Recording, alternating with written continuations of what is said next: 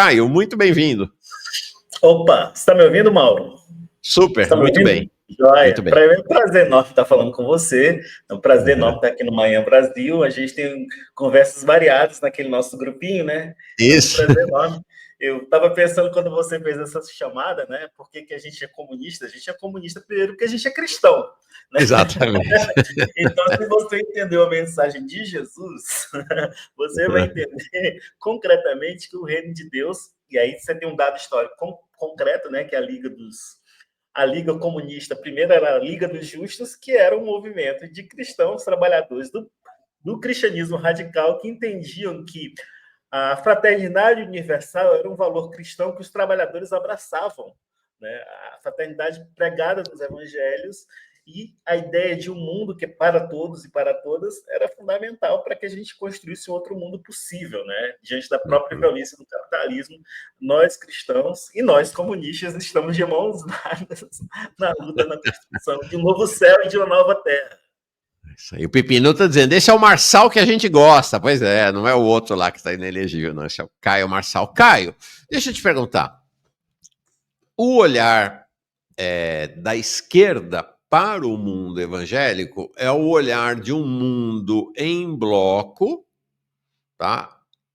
De um mundo em bloco, de fundamentalistas e de gente de extrema direita, né? Essa é a maneira, né? Tanto que vastos segmentos progressistas e mesmo da esquerda qualificam os evangélicos como galo, evangelistão, né? Olhando então para o universo evangélico como um todo, né? Ou pelo menos com uma hegemonia radical, praticamente absoluta, desse pensamento fundamentalista e de extrema direita. Então eu queria começar, não estava combinado entre nós, mas sei que você pode dar essa aula para a gente, que é explicar para nós o que é esse mundo evangélico. Eu acho que antes de começar sobre explicar o que é o mundo evangélico, é como que o mundo evangélico aparece na mídia, né? Legal. Eu acho que é entender que a mídia, você sabe disso, que você trabalha com comunicação, que a mídia burguesa, ela faz um recorte, cria um espetáculo, o Widerbohr.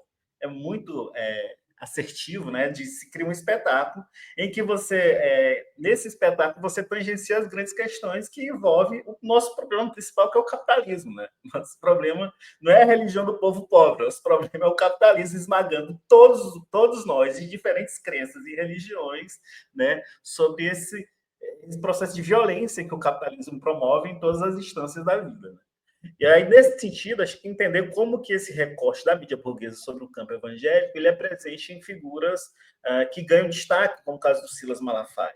Né? O Silas Malafaia que é vendido como uma espécie de papa dos evangélicos. Né? Quando você vê assim, a superexposição do Malafaia, você percebe que o Malafaia é vendido nesse lugar de papa evangélico. Contudo, e aí eu vou para lá falar para além como um pesquisador insider, né? Pesquisa religião há muito tempo, né? Mas minha pesquisa atualmente na USP é sobre o fundamentalismo cristão transnacionalizado para o nosso contexto, né? A exportação do fundamentalismo cristão para o Brasil, Mauro. Na minha pesquisa de mestrado, eu fiz o caminho inverso, porque eu pesquisei os evangélicos progressistas, né? Especialmente no movimento de ocupação. E aí o dado curioso é que quando você aí já falar como esse campo é plural, né? Na minha pesquisa de mestrado, grande parte dos militantes do MTST, das ocupações urbanas, são de pentecostais. Esse mesmo pentecostalismo que é pintado como um grupo inexoravelmente conservador, refratário às bandeiras de esquerda. Então, assim, para a gente compreender esse campo, é preciso entender primeiro o debate que a gente faz sobre identidade. Né? Não existe uma identidade pura. Né? Então, assim, grande parte dos evangélicos hoje em nosso país, né, as pessoas pensam o evangélico como se fosse só evangélico, como se ele não tivesse classe social, gênero, como se ele não tivesse, né, clivado pelas contradições presentes na sociedade brasileira e também não fosse classe trabalhadora. Então, quando a gente compreende esse lugar da identidade religiosa, ela não se dá apenas desse lugar e não se explica um fenômeno tão complexo apenas olhando para o seu lugar religioso, né? Da sua identidade religiosa. Nesse sentido, eu acho que o que é fundamental compreender os evangélicos é de compreender que, em primeiro lugar, qualquer pessoa, qualquer sociólogo que tente demarcar um lugar muito fechado desse campo, carece de dados. Porque no campo das pesquisas sobre religião e periferia, e aí quando a gente está falando periferia, a gente está falando especialmente do enorme crescimento evangélico no Brasil, na periferia brasileira, especialmente quando nós pensamos os pentecostais. Os pentecostais hoje, quando você vai na periferia do Brasil, Mauro, você jura que o Brasil nunca foi católico, né? Verdade. Porque quando você vai na periferia, o que você encontra são pequenos empreendimentos de fé de igrejas pentecostais ou de igrejas de garagem, crescendo em tamanho gigantesco na periferia brasileira. Né? Então, assim, entender esse fenômeno é entender que, por exemplo, hoje no campo das pesquisas, não tem nenhum organismo, nenhum centro de pesquisa que dê conta desse fenômeno atualmente. Né? Esse já é um primeiro problema. Então, se você tem alguma hipótese sobre os evangélicos, trate isso como hipótese, porque você não tem nenhum dado concreto que dê conta desse número enorme de igrejas. E aí, detalhe, de igrejas que não têm um poder central. A maioria das igrejas que crescem no Brasil são igrejas independentes, fruto da ação missionária de crentes comuns, que por sentimento de fé resolvem abrir uma igreja na esquina da rua. Né? Então, assim, você não tem hoje como criar, delinear de forma mais clara quem são esses evangélicos. Né? Em segundo lugar, é preciso compreender que esse campo, e aí, como eu já falei, né, a mídia burguesa faz um recorte, não atua, ela escolhe quem são os porta-vozes desse campo. E aí eu sempre digo, por que esse porta-voz não é o pastor Ariovaldo Ramos, da Frente de Evangélicos pelo Estado Democrático e de Direito? Por que não é, por exemplo, o Ed Renekiewicz, né, que também é super conhecido? Né? Por que não são outras lideranças evangélicas? Por que se escolhe o Malafaia? E aí um pequeno detalhe, né, quando se fala isso, aí vamos para o documentário, quando se pensa o Malafaia como se vende no documentário, né, como um grande líder evangélico, né? Quando você olha a superexposição do Malafaia com o tamanho real da igreja dele, que é a ADVEC, a Assembleia de Deus Vitória em Cristo, o Malafaia, por exemplo, a ADVEC tem em todo o Brasil, Mauro, 100 igrejas. Você acha 100 igrejas um bom número de igrejas? 100 templos, você acha? Não. Pois bem, sabe quantos templos a Assembleia de Deus no estado do Amazonas tem? A Convenção da Assembleia de Deus? A Assembleia de Deus no estado do Amazonas tem 3.000 templos. Só no Amazonas. O Malafaia... Não, no documentário, o Malafaia fala que a igreja dele, porque ele é herdeiro da igreja do sogro. E sim, que quando ele entrou tinha 10.000 fiéis e que agora tem 100 mil. 100 mil é irrisório. É uma igreja pequenininha. E aí, só que tem uma ideia divulgada, olha aqui, essa ideia desse perfil que eu não consigo nem dizer o nome, que é uma ideia falsa, que Malafaia é o dono da Assembleia de Deus. Não, ele é um sócio extremamente minoritário desse grande universo que é a Assembleia de Deus, sim, né? Sim, por isso. E aí a gente está falando só da Assembleia de Deus, porque a grande igreja que cresce é a igreja alternativa, a igreja evangélica que não tem ligada a nenhum grupo específico.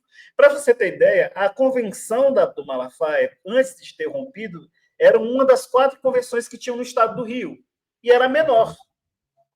Nem de longe o Malafaia chegou a, por exemplo, ameaçar os líderes da Convenção das Assembleias de Deus do Brasil, que no caso é a Assembleia de Deus Belenzinho, que em São Paulo, acho que tem mais de 20 mil templos. Eu estou falando 20 mil pessoas, eu estou falando 20 mil templos. Isso em São Paulo, né? A Assembleia de Deus tem mais de 100 mil templos no Brasil. O Malafaia tem 100. Então, acho que compreender, assim, acho que o grande problema do documentário da Petra é acreditar no discurso fantasioso e alimentar a egotrip do próprio Malafaia, porque ele não tem esse poder. O Malafaia... Vamos falar, antes ainda de falar do Malafaia, do documentário, vamos entrar no documentário da Petra já. Só queria, então, para a gente ter também, poder caminhar nesse universo, né? Aqui perguntando a Universal tem quantos templos. A Universal o Malafaia é um pingo d'água perto da Universal, né? Sim, a Universal, para você ter ideia, e aí, de novo, a questão da superexposição, né? A questão da superexposição. A Universal é uma igreja, quando você olha friamente os dados do IBGE, a Igreja Universal não cresce há 20 anos. E ela não figura entre as grandes igrejas, não chega nem aos pés da Assembleia de Deus. Né? E aí, outro pequeno detalhe, assim, que acho que é fundamental, assim, o quanto que o simples fato da Universal ter um certo poder de mídia faz com que as pessoas, inclusive alguns colegas pesquisadores, tenham a hipótese de que ela é realmente muito grande. Ela não é, comparada à Assembleia de Deus, ela não tem 10% da Assembleia de Deus. Né? Quais são as maiores igrejas evangélicas do Brasil, Caio? A principal igreja evangélica do Brasil é a Assembleia de Deus. Né? Okay. Aí depois você também tem a Convenção Batista Brasileira. Né? A grande questão, assim, Mauro, é de que... E aí entra o dado fundamental. Um dado fundamental. Quando você avalia os números do IBGE, é de que, a despeito que a Assembleia de Deus ainda constitui sendo a principal igreja, com várias convenções, né? E cada convenção com uma liderança, quase como um feudo, né? Cada convenção estadual, e às vezes as convenções, os estados têm várias outras convenções, né? Para você ter ideia como é tão compartimentalizado, né? A Assembleia de Deus não é um simulacro, por exemplo, da Igreja Católica. Não tem um Papa da Assembleia de Deus, né? Não tem. Ela é também muito descentralizada, né? Sim, sim. E, inclusive, cresce pela atuação dos fiéis, né? Mas o que é fundamental é de que, nesses últimos 20 anos, a igreja que cresce é a igreja autônoma, né? Ou do pentecostalismo autônomo da periferia, especialmente como um fenômeno de periferia. Acho que compreender isso já... E aí a gente está falando do campo pentecostal. Aí, não, mas pentecostal é a mesma coisa de fundamentalista. Eu tenho demonstrado, inclusive na minha pesquisa, que minha pesquisa agora no doutorado é sobre fundamentalismo cristão, Mauro, de que existem diferenças históricas entre pentecostais e fundamentalistas. Né? O fundamentalismo, ele surge nos Estados Unidos, de forma concreta, no início do século XX, como uma resposta, como uma articulação de grupos financiadores de grupos capitalistas que queriam combater o movimento do social gospel ou do evangelho social. O evangelho social, aqui no Brasil as pessoas entendam bem, é como se fosse uma espécie de teologia da libertação protestante nos Estados Unidos. E que era Martin Luther King estava nesse evangelho social, não estava? Quem? Martin Luther King. Não, o Martin Luther King ele já vem de um outro lugar para você ver a complexidade, inclusive, do próprio campo religioso. Que o Martin Luther King ele vem do movimento das igrejas negras. Tá. Porque nos Estados Unidos você tem uma separação histórica. A igreja conservadora e o fundamentalismo ela é a aba extremista do protestantismo conservador. Você tem a igreja que tem essa vinculação com o evangelho social, e você vai ter a Igreja Negra. A Igreja Negra, por exemplo, vai ser o grande esteio do movimento de luta pelos direitos civis. O Martin Luther King não é um ponto fora da curva. Ele vem de toda uma construção histórica da Igreja Negra estadunidense. Né? Inclusive, essas duas abas, do Evangelho Social e da Igreja Negra, por exemplo, vão dialogar com o movimento dos Black Panthers. Vale lembrar que quando Fred Hampton, né, nosso querido Fred Hampton, né, que poderia ser presidente da República dos Estados Unidos em vez do Trump, né, que teria idade para tal, inclusive agora, ele morre à noite, mas antes, à tarde, ele tinha ido pregar numa igreja batista. Vários projetos dos Panteras eram apoiados, os espaços das igrejas eram abertos, dessas igrejas eram abertos para que os Panteras fizessem trabalho e serviço social. Né? O que demonstra assim, a riqueza, inclusive, do próprio protestantismo nos Estados Unidos. Então, nem tudo que vem dos Estados Unidos, né, é fundamentalismo. Uhum. Correto? É preciso lembrar, quando a gente fala de teologia da libertação, quem vem no Brasil influenciar esse lugar da teologia da libertação brasileira é um teólogo calvinista, presbiteriano, chamado Richard Shaw, que ele dialoga ali no campo ecumênico, circula entre católicos e o protestantismo de esquerda ecumênico no Brasil, influencia esses dois grupos, e é daí que sai a teologia de libertação. Veja só, veio dos Estados Unidos, né? Então, assim, você percebe o quanto que... e aí, obviamente, que essas histórias são negadas, né? Ou são obscurecidas. Porque não interessa na mídia burguesa apontar as raízes desse nosso cristianismo de esquerda, desse cristianismo libertador, desse cristianismo interessado na emancipação humana. Tanto católico quanto protestante. Né? Eu lembro muito bem, uma vez que o Plínio de Arruda Sampaio, né, falando um pouco desse protestantismo de esquerda, o Plínio de Arruda Sampaio disse quando chegou, foi preso na ditadura, né, logo no início, 64, ele disse que quando chegou na prisão, os primeiros camaradas que ele encontrou foram os camaradas pastores.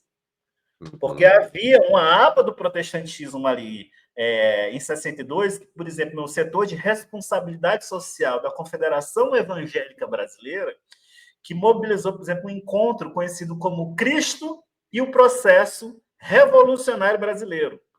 Existem já estudos e alguns livros sobre isso. Assim. A primeira igreja autóctone evangélica nesse país é uma igreja chamada Igreja do Divino Mestre, que é uma igreja que surge no Recife do nosso querido Jones Manuel, que é uma igreja negra, antirracista e abolicionista. E que tinha como líder o mestre Agostinho, que era conhecido no Recife como Lutero Negro. Né? Então, assim, entende? Agora, essas histórias não aparecem na mídia burguesa. Não interessa que se saiba isso, porque o papel da mídia burguesa é simplesmente obscurecer a luta de classes nas diferentes instâncias da sociedade brasileira. E isso, quando eu falo das diferentes instâncias, inclusive vale para o campo da religião. Né? É aquela velha história. Por que os testes aparecem bem menos do que o Kim Kataguiri na mídia burguesa? Porque a mídia aí faz com que o MBL pareça ser um baita movimento de massa, que não é, enquanto que o MST é um movimento, né, assim, tratado como se fosse um bando de gato pingado. Um movimento de milhões que é o MST. Né? Então, assim, a gente entendeu o quanto que há uma costura e entender também esses processos de mídia que pintam esses atores, sejam fora ou dentro do campo religioso, Mal, que tentam rearticular ou criar uma ideologia em que tratam esses fenômenos da sociedade como maiores ou menores, dependendo do interesse da burguesia. Sim. Interessante. Ou seja, nós estamos falando de um campo, esse campo evangélico, bem mais complexo do que a mídia burguesa e mesmo a mídia progressista e a mídia de esquerda nos apresentam, né? Porque a nossa mídia de esquerda, ou a nossa mídia progressista, porque nós somos mídia de esquerda, viva o canal, viva o Farol Brasil. É isso aí. Eu acho que a nossa mídia progressista, ela perdeu a dimensão da luta de classes, né? Então, assim, na medida em que você também perde, você acaba adotando um viés culturalista que, em via de regra, né, serve ao grande capital, porque, por exemplo, o grande problema do Brasil sério, que é a mulher preta da Assembleia de Deus, ou é o Jorge Paulo Lema? Ou é o André Esteves? Nosso problema é esse mesmo. Assim, você tem certeza que é essa irmãzinha que muitas vezes está lá na ocupação sem teto, está lá no movimento social. Mas você não dá para você... Eu acho que não dá para você santificar isso lá. Claro que não. Mas essa mulher é vítima. Ela não é o algoz da nossa sociedade. Então, acho que a gente compreender de forma mais clara, eu acho que a instrumental marxista ajuda a gente a compreender esses atores e atrizes do campo religioso, é compreender também o seu lugar social e entender que esses atores estão dentro de uma disputa maior, que é a disputa da sociedade. Antes de entrar no documentário Apocalipse nos Trópicos, vou falar agora do lado de cá, né, do lado católico. Né? Há uma concepção, há uma ideia de que a distribuição do voto entre Bolsonaro e Lula ajudou a aprofundar essa ideia de que o católico é de esquerda e o evangélico é de direita.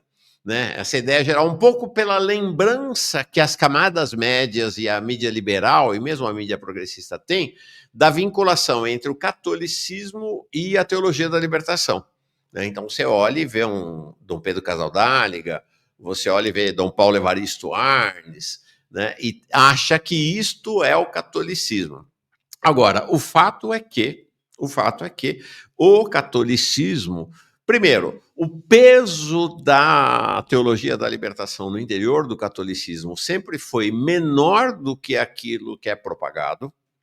A teologia da libertação tinha um grande protagonismo e uma ação forte, porque havia uma aliança entre a teologia da libertação e os chamados setores moderados do catolicismo. Então, o fundamentalismo católico, a direita católica, ficou durante muito tempo isolada. Esta aliança se rompeu quando sobe ao papado João Paulo II, a igreja moderada vai crescentemente se rompendo com a teologia da libertação, se alinhando com o pessoal da direita e do fundamentalismo, e ao mesmo tempo a igreja, a teologia da libertação, sob um combate ferocíssimo de Roma, não só de Roma, né, dos Estados Unidos, hoje se sabe, né, o Papa João Paulo II, ele reuniu-se mais com a direção da CIA do que com bispos da América Latina. Havia uma colaboração explícita entre Roma e a CIA. Então teve um combate grande e também um processo de cansaço, de decadência da teologia da libertação. Hoje, os meus amigos, meus camaradas da teologia da libertação ou de uma teologia mais à esquerda na Igreja Católica são extrema minoria. São muito minoritários. E o campo fundamentalista cresceu demais no catolicismo. Tanto que vocês vão se surpreender. Olha, presta atenção, gente. Presta atenção. Veja essa história. Pesquisa feita pelo monitor político, tá? Na manifestação dos bolsonaristas em Copacabana, realizada em fevereiro deste ano, mostrou. Está sentado ou está em pé? Porque a gente olha para os palanques das manifestações bolsonaristas e está lá o Malafaia, estão outros pastores, mas o chão é hegemonizado pelos católicos. 45% dos presentes na manifestação declararam-se católicos e apenas 31% evangélicos. E é uma presença crescente de católicos nas manifestações bolsonaristas. Por sinal, algo que também passou batido. Aqueles os mais violentos neste universo fundamentalista são católicos, porque tem uma herança do catolicismo muito presente, inclusive isso tem, você vai lá, esse pessoal lá do Arautos do Evangelho, eles se vestem como soldados das cruzadas. Então, a ideia das cruzadas é muito mais presente para os católicos do que para os evangélicos. Então, você vai lá, o cara da bomba, lá no aeroporto, era católico. Aquele cara que foi explodido lá em frente ao STF, católico. Né? A presença de padres fundamentalistas é muito grande, só que eles não têm esse destaque, né? Ele não tem esses destaques e os bispos são discretos, né? Os bispos são extremamente discretos. Então é algo... E a Marilene fala também, né? Os espíritas também. A extrema-direita espírita é muito... Hoje é majoritária no espiritismo, né? Fala, Caio. Ô, Mauri, aí quando você falou espírita, é preciso lembrar que era 11% de espíritas. Considerando que espírito não deve ser 2%, então é altíssimo. Nessa manifestação que você citou. Então é altíssimo. Então tá indo espírita demais, então assim, como se fosse todo centro espírita, foram todo mundo para lá, né? Hoje a gente vai ver o espírito lá no encontro do Bolsonaro, né? Então, assim, desculpa, gente, é uma brincadeira, mas parece isso. Assim, hegemonicamente, os espíritos estão indo em massa. Né? Então, e aí me parece aqui que e é outro detalhe, quando você fala, né, no caso fundamentalismo católico, que a gente chama de integrismo católico, né? Isso. A gente precisa lembrar, em primeiro lugar, que o Bolsonaro é católico. Em Exatamente. segundo lugar, a gente precisa lembrar, e quando a gente olha as investigações da Polícia Federal agora sobre o golpe, que saíram no início do ano, quem estava na cúpula do golpe, o único religioso que estava na cúpula do golpe e que fez a oração, a prece do golpe, era um padre, não era um pastor. Uhum. Então, assim, existe algo que passa desapercebido de forma fundamental na mídia progressista, inclusive, o papel do integrismo católico. E especialmente quando a gente pensa nas entranhas do poder. Quem na justiça capitaneou, por exemplo, impeachment da Dilma, foram juristas ligados a esse integrismo católico.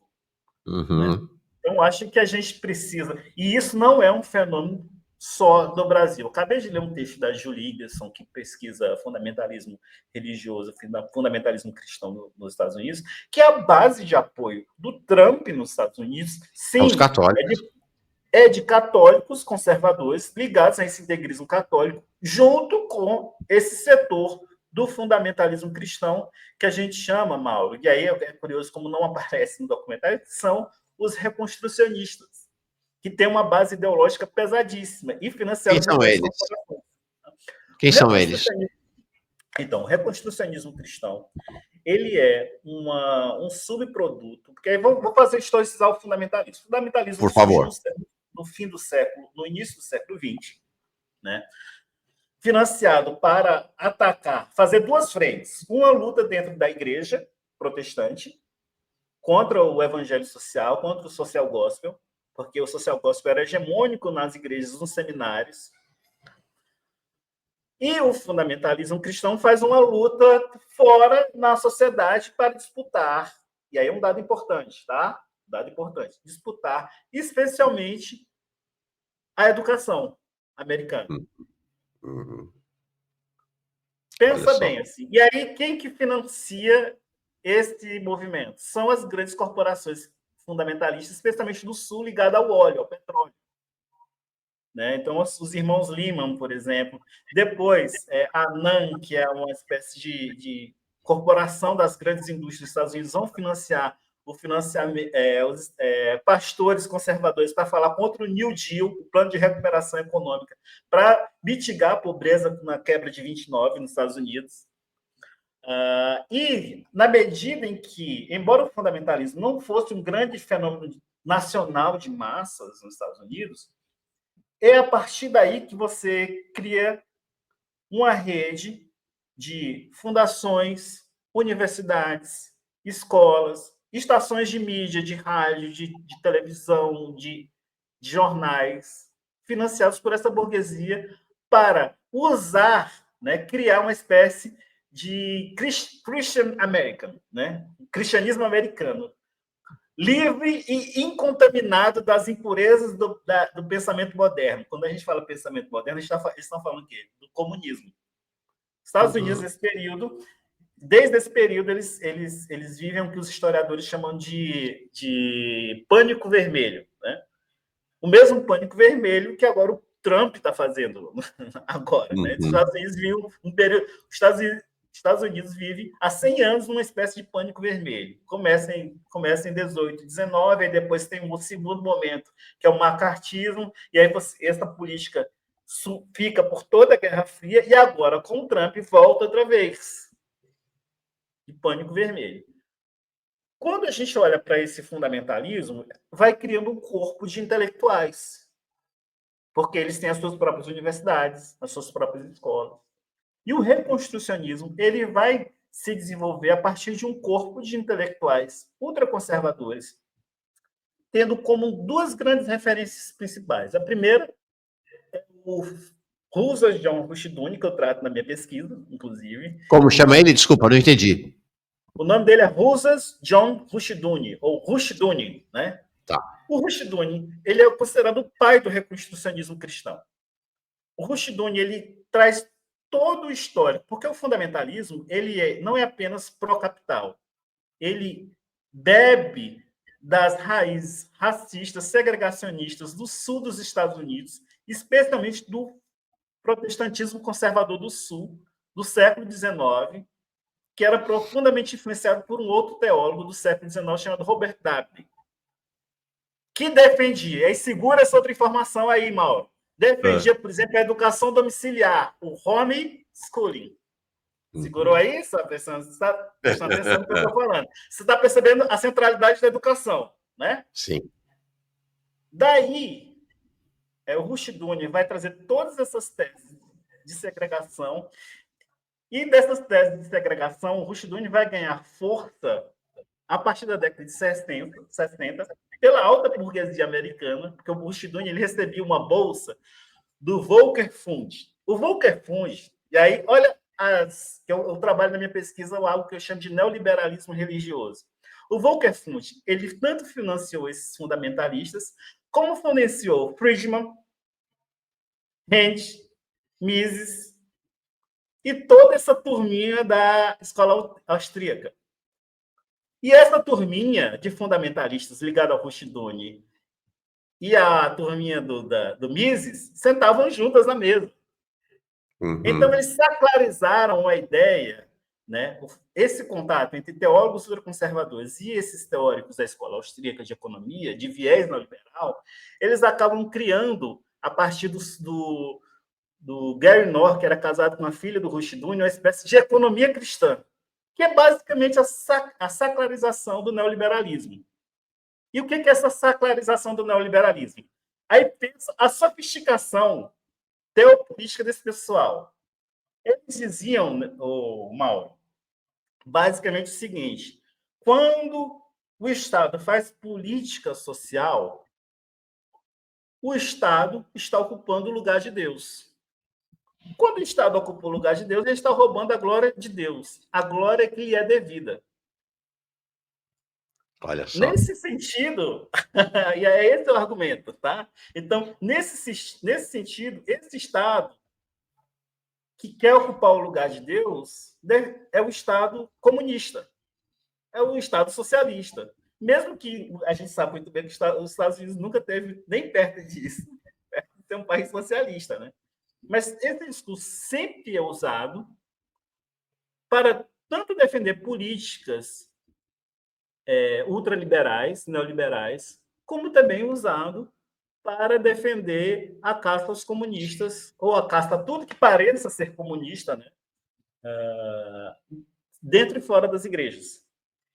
O Rushdoony, basicamente, vai ser o pai também, a grande força do movimento contra a educação pública e a favor do movimento da educação domiciliar ou do homeschooling. Pois bem, minha pesquisa de mestrado, minha pesquisa de doutorado, aliás, na USP, né, sob a orientação do professor Daniel Cara, abraço, Daniel, a gente tenta identificar toda a rede social que chega aqui no Brasil, que exporta as ideias do Rushdoony no Brasil. E aí entra a questão da educação. Sim. Quando o Trump ganha a primeira vez, quem que ele coloca como ministra da Educação, secretária da Educação Federal? A Betsy DeVos, ligada à Amway, uma grande corporação americana que financiava quem? Rushdoony. Uhum. Quando o nosso querido, não, nosso desquerido Bolsonaro ganha a eleição no Brasil, primeiro ele entrega o MEC para olavistas / integrismo católico, mas depois ele vai entregar para quem? Para a igreja presbiteriana, especialmente para o Mackenzie. Ora, por que ele não entregou para a Assembleia de Deus, que é 20 vezes, 30 vezes maior do que a igreja presbiteriana do Brasil? Porque a igreja presbiteriana do Brasil é hoje uma das correias de transmissão do reconstrucionismo no Brasil, especialmente a ala do ministro Milton Ribeiro. Assim como outras organizações, como a ESEP. Quando você vai olhar as nomeações do MEC, você tem um monte de gente sendo da ESEP em posições estratégicas no MEC. Uhum.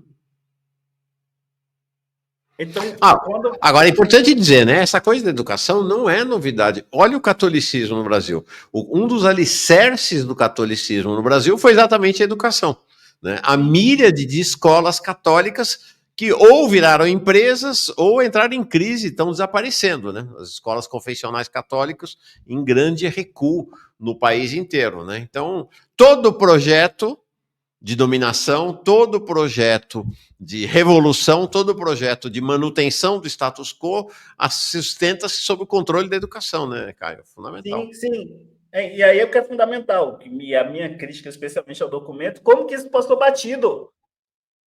Por que o MEC não vai para a bancada evangélica, vai para um grupo pequeniníssimo, mas que tem muita ligação com o fundamentalismo cristão nos Estados Unidos? Isso tem uma razão de ser, porque o Bolsonaro está ligado, o bolsonarismo está ligado a esse fluxo neoconservador, ligado ao integrismo católico, que o Bolsonaro é um católico, eu preciso lembrar, o Bolsonaro não é evangélico, gente, desculpa dizer para vocês, tá? Desculpa, Pedro, mas o Bolsonaro é católico. Em segundo lugar, em conluio, e aí é o que eu chamo de ecumenismo do mal, com o fundamentalismo cristão que está sendo exportado para o Brasil por essas entidades, pela ANED, que é a Associação Nacional de Educação Domiciliar, pela SCEP, Pessoal da Educação por Princípios, que começou em Belo Horizonte, depois se expandiu para o Brasil, com várias indicações no MEC, pela ABRI, que é ligada a outro intelectual do fundamentalismo cristão, que é o Francis Schaeffer. Né? Então, assim, a gente vai olhar, quando a gente olha as ligações, a gente percebe que o caminho é muito outro. O caminho é muito outro. E o que é fundamental e o que pesa, no fim das contas, nesse processo, e o que pesa nesse processo, é basicamente o bom e velho recurso. Eu disse lá no grupo, né, que, por exemplo, os grupos cristãos de esquerda, sejam eles protestantes ou católicos, às vezes você tem muita gente e você tem pouco recurso. O conservadorismo é o contrário, eles têm não tanta gente, mas tem muito dinheiro. E dinheiro conta, mal. E dinheiro conta. Quando você, por exemplo, você vai olhar os influencers do fundamentalismo cristão no Brasil, os caras já começam um canal no YouTube com luzes, com toda a estrutura montada. Quem que paga? Quem que paga, né? Quem que paga essa estrutura? Porque não surge do nada. Sim. Vocês estão Mas só voltando para essa questão, né, para a gente não menosprezar o peso católico, né, o Geraldo Magela pondera, e ele tem razão, sim, é verdade, que ele diz assim, não vamos negar as estatísticas, a maioria dos católicos votou em Lula, a maioria evangélica em Bolsonaro. Verdade, verdade. Óbvio. Mas, por outro lado, também, a queda do Lula entre os católicos é muito mais acelerada do que entre a parcela de evangélicos que votou nele na eleição passada. E, importante dizer, os dois maiores consultores, assessores, guias ideológicos do Trump e do Bolsonaro era o outro ainda é católico, né? O Olavo de Carvalho é católico, não é evangélico. Né? E a mesma coisa o Steve Bannon lá nos Estados Unidos, católico, não evangélico. Né? Mas aí precisa também entender por que e a gente fez uma longa discussão naquele grupo, né? Por que os evangélicos, no decorrer do tempo, deixam de votar no PT. Né? E uma das minhas suspeitas, e aí como pesquisador intracampo, que viu isso de perto, né? Você tem a eleição de 2014, que você tinha pela primeira vez uma candidata, uma mulher negra evangélica, citada hoje na primeira entrevista, né? Em que a campanha do PT, óbvio, eu também fiz críticas à Marina, na campanha, como você sabe, Mauro, muito bem, nós estamos na esquerda da esquerda, né? A gente é socialista, é comunista, mas assim, a crítica não perpassava sua identidade religiosa. Então, assim, a escolha da campanha do PT em bater na irmã, e quando você bate na irmã, você sabe que os seus irmãos os irmãos da irmã vão ficar muito chateados, isso gera uma ruptura. Então, grande parte dos evangélicos moderados que sentiam, né, ainda votavam no PT, deixaram de votar, gente. Então, talvez essa caminhada do voto evangélico... Marina, que é da Assembleia de Deus, tá? Né, Caio? Só para explicar, Marina é da Assembleia de Deus e fez uma campanha, tanto em 2010 como em 2014, parênteses, tá? Na época eu tinha uma agência de comunicação e fizemos a parte de comunicação de redes da Marina. Ela fez a campanha em 2010 e depois em 2014 também, gente, assentada sobre o mundo evangélico. Sim. Muito Sim. assentada sobre o mundo evangélico. Sim, né? porque e aí Em combate como Silas Malafaia. O Silas Malafaia combatia ela o tempo todo, né? sim, sim, sim. O que é interessante, porque o Silas Malafaia no passado apoiou o PT, né? Uhum. É preciso lembrar que quem bancou o Edir Macedo fez base da parte de apoio. A última mídia a abandonar o governo Dilma foi a Record. Uhum.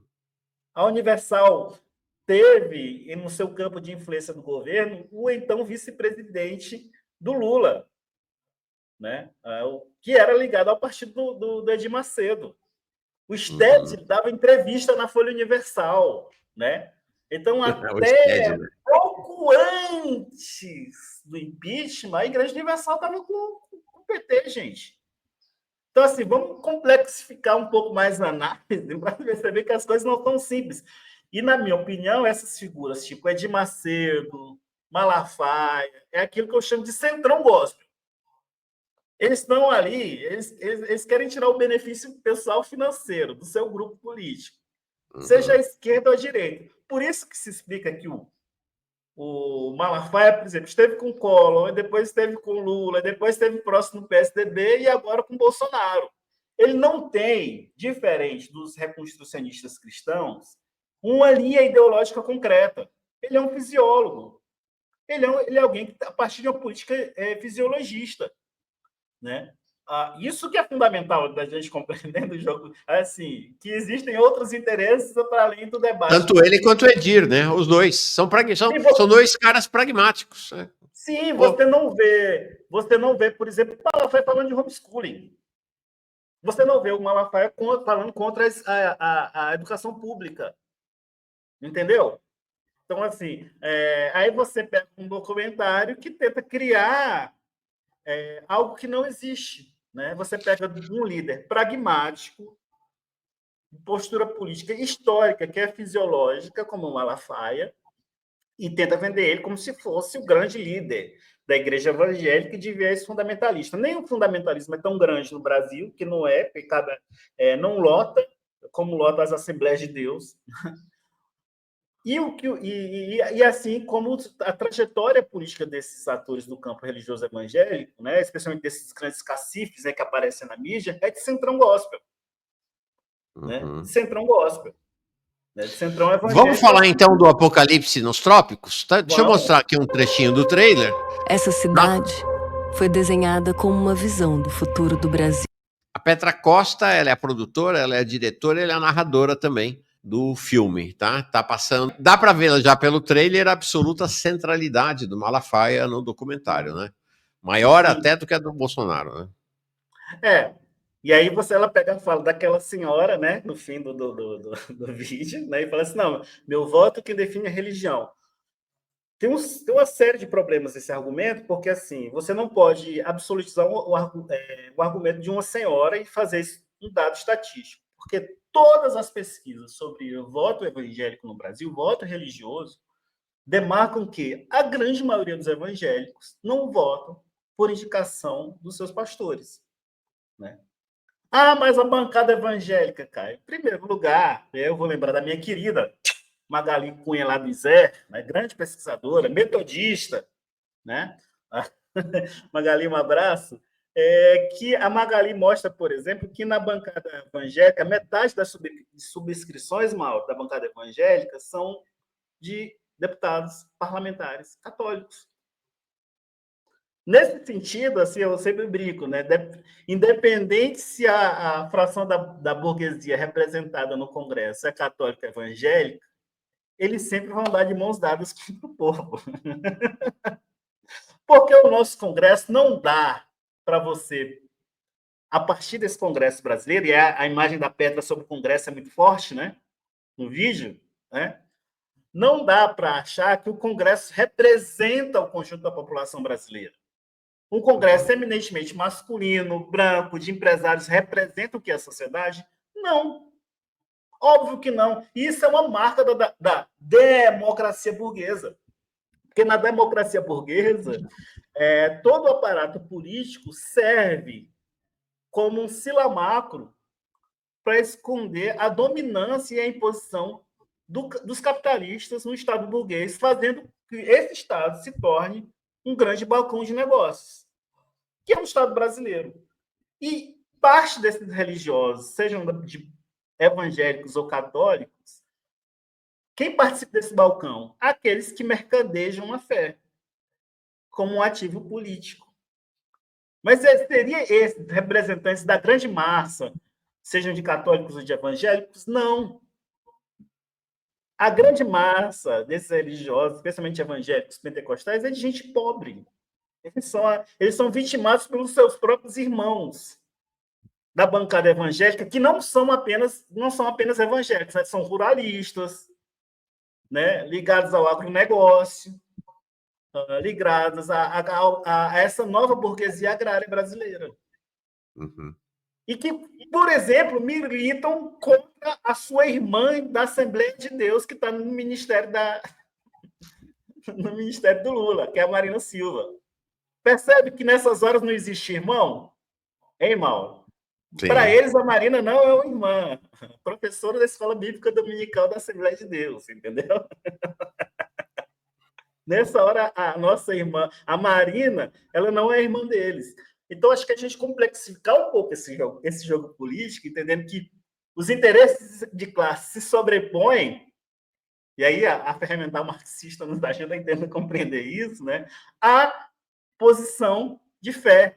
Gente, nem tudo é sobre religião. Não é sobre religião, é sobre luta de classes. No jogo político é isso. Né? Acho que entender a partir desse lugar que ajuda a gente a tensionar, de fato, e a desvelar os reais interesses que conduzem a essa cisão social, essa violência que o capitalismo produz no nosso país. Né? Creio que se formou uma mistificação de que o voto, inclusive assim, é uma formulação que hoje pegou lá, né? Gente, inclusive com uma formulação teórica bem complicada, né? Mas essa ideia de que o voto no Brasil deixou de ser econômico, o voto não está ligado às condições de vida das pessoas, está ligada à ideologia, está ligada ao pensamento. Hoje está cheio de teórico aí progressista, né? Inclusive nessa linha.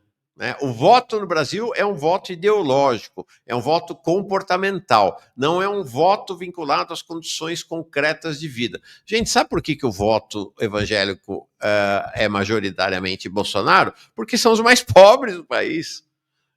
São os mais pobres. Você pegar a diferença de renda média entre o evangélico e o católico, a renda média do evangélico é muito menor que a do católico. Bota o governo fazer crescimento econômico com distribuição de renda no Brasil para você ver o que acontece com o voto evangélico. O que demarca, inclusive, Mauro, que antigamente, quando no governo Lula 1, 2, havia um determinado crescimento econômico das políticas sociais liberais do governo Lula, o voto evangélico pentecostal majoritariamente votava no PT. Né? Muito, disparado. Disparado. Então, assim, como se não houvesse como se esse evangélico ele não fosse um trabalhador que sofre com as políticas neoliberais. Aí ele olha para essa política burguesa que está aí e vai votar em quem? Contra tudo que está aí. E quem é que está fazendo esse discurso do contra tudo que está aí? O bolsonarismo, porque a esquerda deixou de ser uma força disruptiva na lógica do sistema. Nós defendemos, entre aspas, o Estado democrático de direito que está roubando direitos dos trabalhadores. E esse trabalhador tem religião, querido. Especialmente esse trabalhador da base, ele é evangélico, ele é pentecostal, sim. E que se sentiu traído, porque o que se vendeu, por exemplo, em 2014 era um Muda Mais, no governo Dilma. E aí bota o Joaquim Levy e vem um Despacito, né? Uhum. Vem um Despacito. E a gente fala muito tranquilamente porque a gente votou na Dilma, trabalhou na campanha da Dilma para que ela se reelegesse, mas a gente sabe que houve um recuo neoliberal a partir da entrada do Joaquim Levy. E essa incidência, né, essa incidência, ela demarca, por exemplo, o fato de que o impeachment só foi possível porque ela perde base social. E essa base social, concretamente, também tem religião, e essa religião que, no campo da periferia, que hoje se hegemonizou, são as igrejas evangélicas Sim, pentecostais. Assim. sim. Há dois pensadores, não vou mencionar o nome deles, porque não quero agredir ninguém nem nada, mas que são figuras carimbadas do campo progressista, nas mídias, nas TVs progressistas, né? Um que é um formulador de que haveria uma engenharia mental ideológica bolsonarista maligna que coopta a cabeça das pessoas, e o outro que vem com essa tese aí do pobre de direita, né?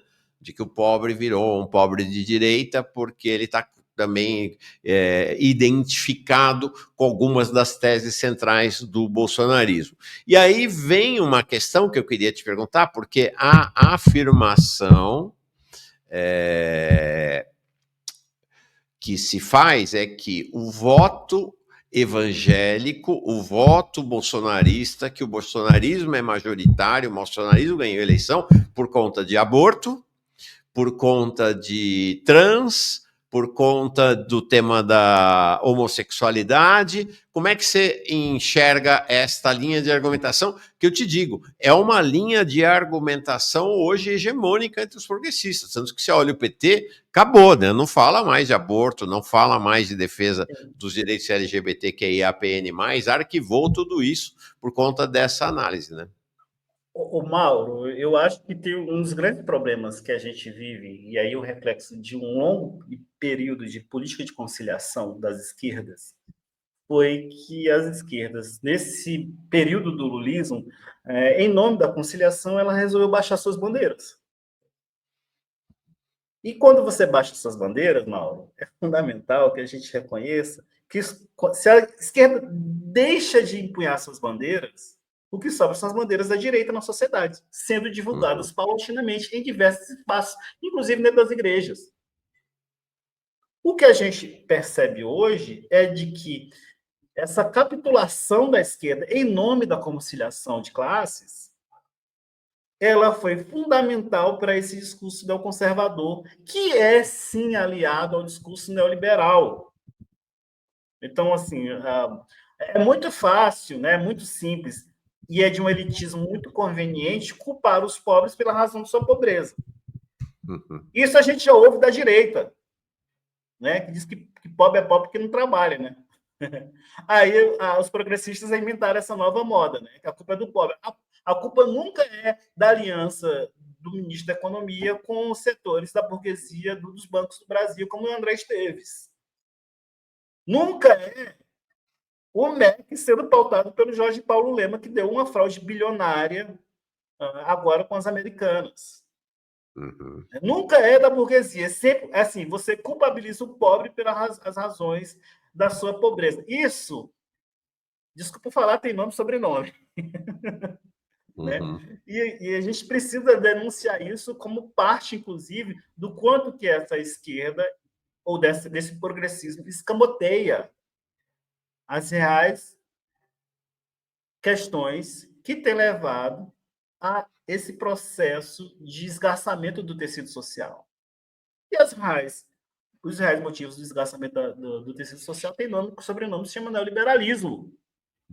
O neoliberalismo tem feito com que as pessoas olhem para o sistema, esse sistema violento que aí está, e que queiram algum tipo de saída disruptiva.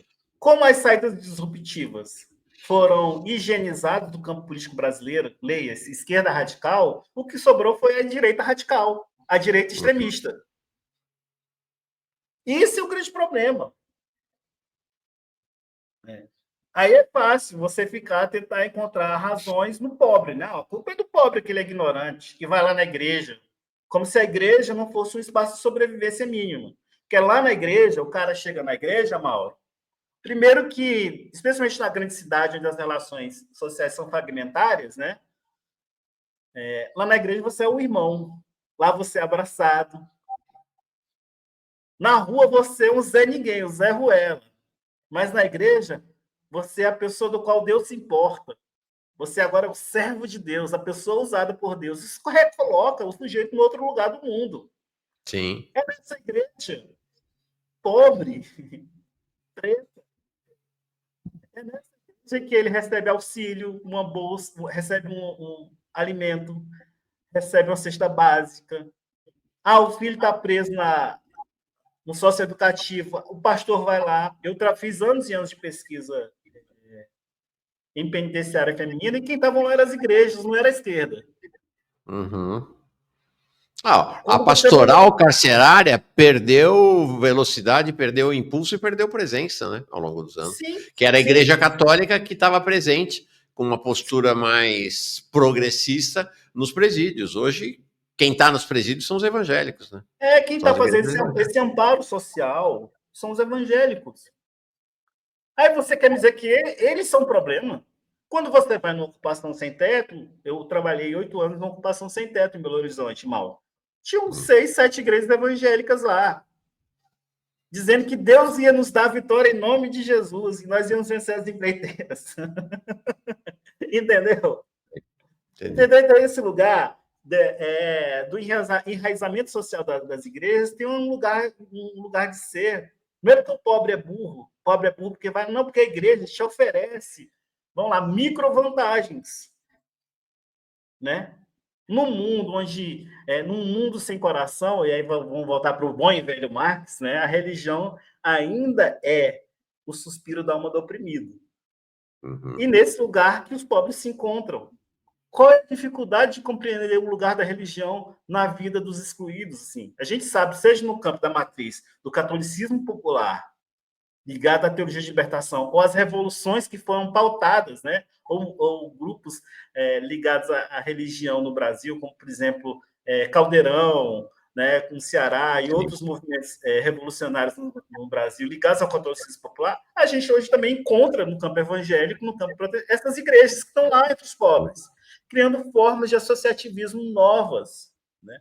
Mas aí esse tipo de análise que você critica, Mauro, quer encontrar na fé do povo pobre a culpa do atual momento de ameaça da democracia, como se a democracia tivesse chegado aos pobres no Brasil. Nunca chegou. Sim. Porque o Brasil continua sendo um país racista, violento e antidemocrático. O pobre não tem possibilidade de participar das decisões da vida coletiva brasileira, porque ele tem que passar 24 horas correndo atrás da sua sobrevivência. E quem passa 24 horas correndo atrás da sua sobrevivência em cima da moto de um Uber, não tem possibilidade de tirar 3, 4 horas por dia para definir os rumos da vida coletiva no Congresso, na Câmara Federal ou na vereança da sua cidade. Uhum. Isso que é fundamental, que a gente precisa ser colocado para a gente desmascarar. Os evangélicos, os pentecostais são uma ameaça à democracia. Que democracia? Quem manda no Brasil hoje é o agronegócio. A burguesia do agronegócio, quem manda no Brasil hoje são os bancos. Que democracia é essa? Que democracia é essa? Que quem pauta as políticas educacionais é a Fundação Lehman, e não o conjunto da categoria dos docentes, dos professores, dos especialistas da área de educação. Então, eu acho que a gente precisa entender que tipo de democracia que se fala tanto no documentário como a partir desses especialistas, né, do progressismo brasileiro. Né? A gente precisa desmascarar um pouco para que a gente aponte de fato que nosso grande problema, a grande besta do apocalipse, Mauro, se chama neoliberalismo, que está empurrando a gente para o fim do mundo. Essa é boa. Deixa eu te falar. Essa é uma questão interessante. Vou contar um segredo aqui para vocês. Só nós, tá? Só nós e quem está aqui assistindo não espalha por aí. Você disse que a Igreja Universal está estagnada, né? A grande fase de crescimento da Universal foi ali durante a década de 90 e o comecinho desse novo século, não é isso? Sim. Nesta época, a Igreja Universal e o Edir Macedo defendiam abertamente o direito ao aborto. Sim. Tá certo? Então, essa história também está mal contada, entendeu? De que muito não bom. podemos falar do aborto, porque se falar do aborto, os evangélicos serão todos contra nós. Não? Sim, então tem muitas outras complexidades que são postas. Agora, o que eu chamo a atenção, Mauro, é desse movimento do reconstrucionismo cristão que está se enraizando no Brasil, que está paulatinamente disputando as igrejas com um rico financiamento. E, pasmem, no Brasil, eu tive na CONAI agora, como eu disse para você, a educação é um tema importante, né, para os fundamentalistas, para os reconstrucionistas cristãos. Eles se articularam na CONAI, não tiveram força suficiente, mas sabe quem estava financiando eles? Então, os grupos deles de WhatsApp, que eu pesquisei, haviam linhas de apoio do agronegócio. Então, quando o governo financia o agronegócio com plano safra de forma generosa e de forma indireta e lateral também está financiando esses grupos. Né? Então, quando o governo dá 100 bi a mais para o agro, né, no plano safra, ele está ajudando o agro a se capilarizar na sociedade, inclusive questionando as políticas, a educação ambiental. Nos Estados Unidos, vou te contar uma historinha legal aqui. Olha a historinha legal, para não dizer que, para não dar sustos, vou dizer que é uma historinha legal. Nos Estados Unidos, por exemplo, os reconstrucionistas cristãos, eles fazem uma disputa do currículo escolar. E no caso da educação ambiental, eles têm feito uma educação ambiental ao contrário. Os reconstrucionistas acreditam que o fim está próximo. Então, se o fim está próximo, se o que nos reserva no futuro próximo é um apocalipse, para que eu preciso cuidar do meio ambiente? Ou então, se Deus nos deu para dominar a Terra, eu posso fazer o que quiser com a Terra. Percebe? O agronegócio do Brasil quer fazer a mesma coisa, só ainda não deu essa tonalidade religiosa. Imagina quando se solidificar de forma mais clara o financiamento do agronegócio aqui, com esses grupos que estão chegando no Brasil, via Mackenzie, via ESEP, via outras, via o Labri. Quando esses grupos se articularam de forma específica e começaram a vender esses discursos nas igrejas. Porque o campo religioso ele é sempre dinâmico. Mauro, você sabe muito bem que determinadas igrejas, e aí eu posso falar, você pode falar da Igreja Católica, né? Já teve muito progressista em igrejas evangélicas ecumênicas, uma igreja metodista, já foi uma igreja progressista que se articulou na denúncia à violência da ditadura militar. Preciso lembrar que o Tortura Nunca Mais, né? Foi um livro financiado pelo Conselho Mundial de Igrejas, né? Com o apoio do Dom Paulo, né? Dom Paulo estava lá, mas quem bancou foram os protestantes ecumênicos. Grande parte das igrejas ecumênicas no Brasil hoje, de viés de esquerda ou progressista, ligadas à luta por direitos humanos, estão sendo atacadas ou estão perdendo espaço dentro do seu próprio arraial. Então, assim, a minha grande questão é de que, no decorrer do tempo, se o nosso campo não se articula de forma correta para brecar o reconstrucionismo cristão, eles vão avançar. E vão avançar, inclusive, sobre os pentecostais. Tá? Porque a gente não tem sabido fazer o jogo da disputa, da hegemonia no campo da religião. Né? Eu acho que é isso que é o mais complicado e difícil.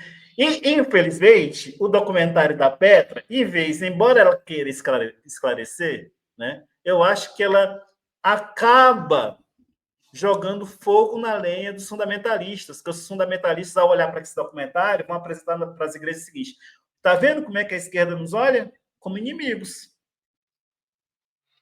Quer dizer, na tua visão, o documentário da Petra demoniza os evangélicos. É isso? Com certeza. Coloca como você percebe pelo próprio fio condutor, pela forma como é narrado, né? E a forma como se narra, você traz algumas, né? A forma discursiva, né? Demonstra no decorrer do documentário que os evangélicos são percebidos como uma ameaça. Esse fenômeno evangélico de crescimento é visto como uma ameaça e não visto como uma possibilidade histórica, né? Uma força política que pode ser usada para diferentes lados políticos, né? E quem tem se aproveitado? dessa força política evangélica? A direita, porque a direita entendeu esse fenômeno e sabe que usar os signos da fé e da religião são importantes para capilarizar suas ideias no espaço público. Sim. Tem uma afirmação que o Lula faz no documentário e que ela é colocada, me pareceu, com um olhar positivo, né, pela documentarista, pela Petra, e que acho que é uma afirmação profundamente equivocada do Lula, que ele vai dizer que o problema do socialismo é ter combatido as religiões, que é por isso o socialismo não deu certo porque combateu as religiões, né? Então achei assim interessante. O Lula acreditou na propaganda americana. Esse é que é o problema, o Lula acreditou, porque toda a propaganda do Pânico Vermelho, do Red Scare americano, foi dizer que ser comunista é ser contra as religiões. O próprio Lenin dizia na Revolução Bolchevique, gente, não importa, a gente está aqui para discutir o pós-vida. O camarada religioso está do nosso lado, ó. Pronto, acabou. As revoluções cubanas tiveram um aporte militância, tanto de católicos como de protestantes. Aliás, é preciso lembrar, Mauro, que essa brincadeira de comunismo no nosso mundo moderno surge especialmente, e aí Engels vai ajudar a gente nisso, né? Naquele livro que ele fala sobre as revoluções camponesas, né? Do protestantismo radical do Thomas Müntzer, do qual o Ernest Bloch depois vai escrever um livro famosíssimo, que é o teólogo, o teólogo da Revolução.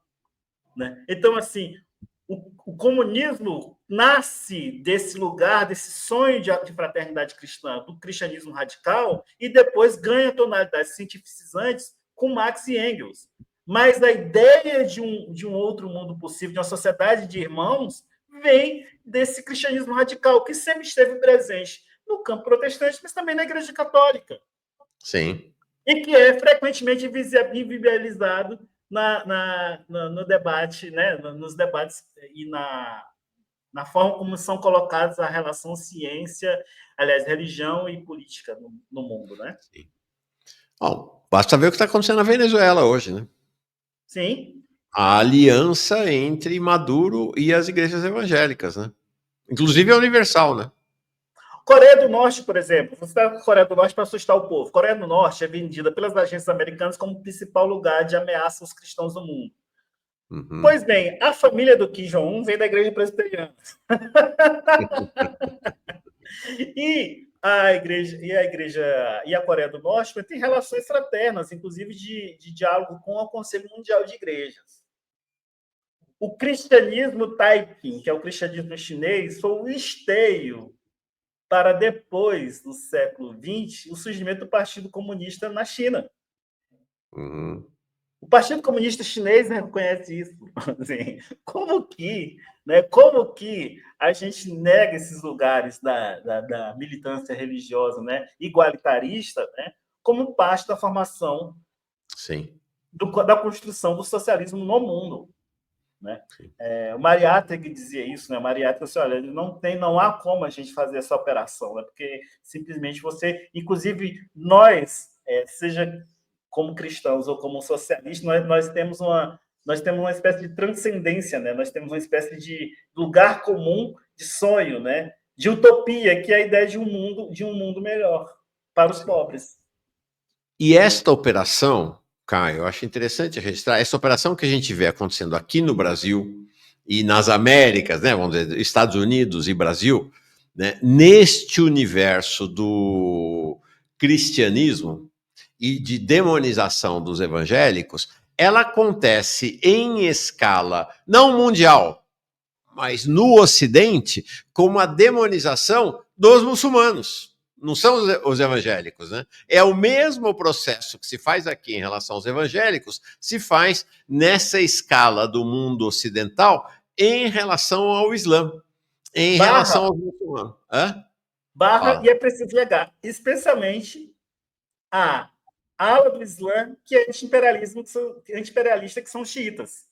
Porque os xiitas, com todas as suas contradições que tem, e aí a gente precisa acolher a contradição do outro, os xiitas são demonizados como os extremistas do Islã no Ocidente, né?